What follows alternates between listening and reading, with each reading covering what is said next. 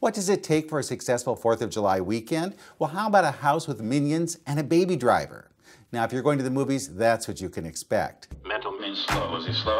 No. Slow. Was he slow? The most dramatic moments of the holiday belong to Baby Driver, a familiar heist film that stars Ansel Elgort as a guy behind the wheel.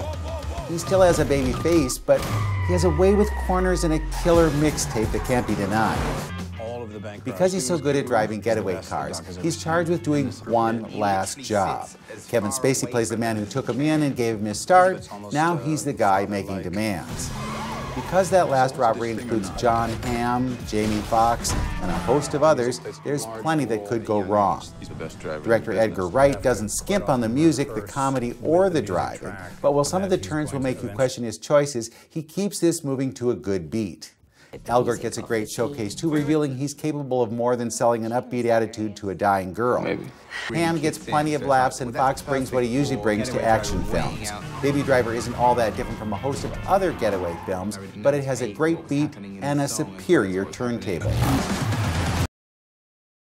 In the house, we get more than a few of those sketchy characters, but this time around they're invited in, largely because a couple played by Will Ferrell and Amy Poehler invite them into their home casino. The two figure an underground casino is the perfect way to help fund their daughter's college education.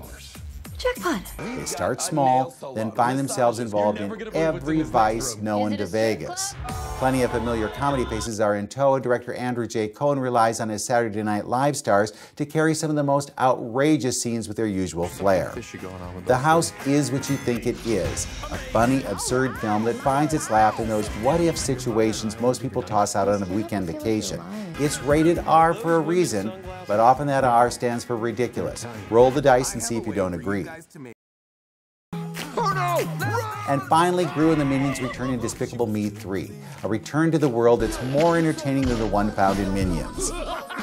In this outing, Gru discovers he has a twin brother, Drew, who's still in the bad guy business. When Gru, voiced by Steve Carell, and his wife Lucy, voiced by Kristen Wiig, are drummed out of the anti-villain league because they couldn't nab a former 80s child star, they're forced to regroup. Enter Drew, the brother with a plan.